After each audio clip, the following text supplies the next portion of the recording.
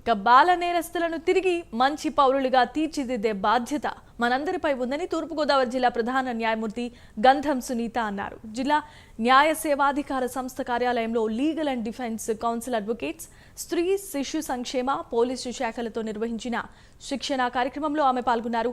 సమాజంలో నేడు కొరవడిన ఆదరణ, వివక్షకు గురవుతున్న చిన్నారులు నేర ప్రవృత్తి బారిన పడుతున్నారని ఆవేదన వ్యక్తం చేశారు.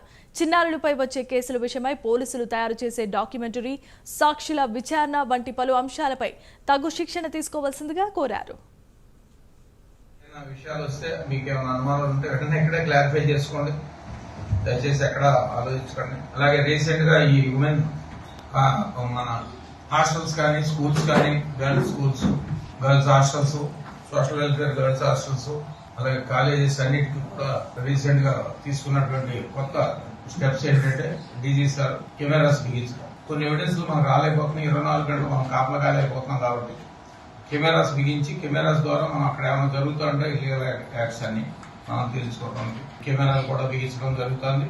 అలాగే డీజీ సార్ రీసెంట్ గా చెప్పడం జరిగింది. నిన్న హెచ్ఎం గారు కూడా అదే విషయాన్ని మళ్ళీ చెప్పడం జరిగింది. అలాగే మన డిస్ట్రిక్ట్ కలెక్టర్ గారు మేడం గారు కూడా మన సోషల్ వెల్ఫేర్ మీటింగ్స్ లాంటిలో కూడా ఏ స్కూల్స్ హాస్టల్స్ ఉన్నాయో వాళ్ళకి కనుక డబ్బులు లేకపోతే నేను అరేంజ్ చేస్తాను మేడం గారు చెప్పి ఆ కెమెరాస్ అవన్నీ కూడా కొన్ని అరేంజ్ చేస్తున్నారు మేడం గారు.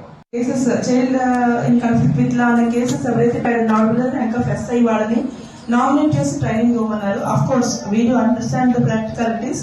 ఈ స్టేషన్స్ లో ఈవెన్ రైటర్స్ దగ్గర నుండి కూడా ఈ కేసెస్ ఇవన్నీ కూడా అటెండ్ అయ్యి వాళ్ళు కూడా డాక్యుమెంట్స్ ప్రిపేర్ చేసే సందర్భాలన్నీ ఉంటాయి. ఈ రోజు మీ ట్రైనింగ్ సెషన్స్ లో 2 ఆస్పెక్ట్స్ లో కూడా మీకు ఏదైనా డౌట్స్ ఉంటే వాటిని ఇక్కడే క్లారిఫై చేసుకోండి. మీకు ఆఫీసర్స్ తో పాటుగా ఇంకా వేరే సూర్య ప్రభావత్ గారు వీళ్ళు కూడా క్లాసెస్ తీసుకుంటారు.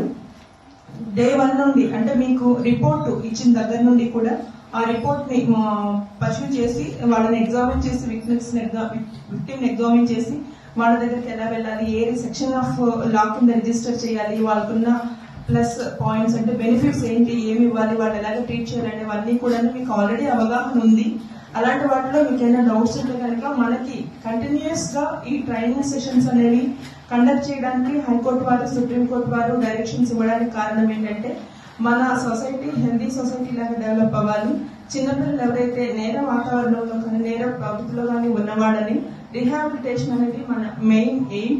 ఆ రిహాబిలిటేషన్ అబ్జర్వేషన్ హోమ్స్ లో పెట్టి వాళ్ళని రిపీట్ కాకుండా చూడటము.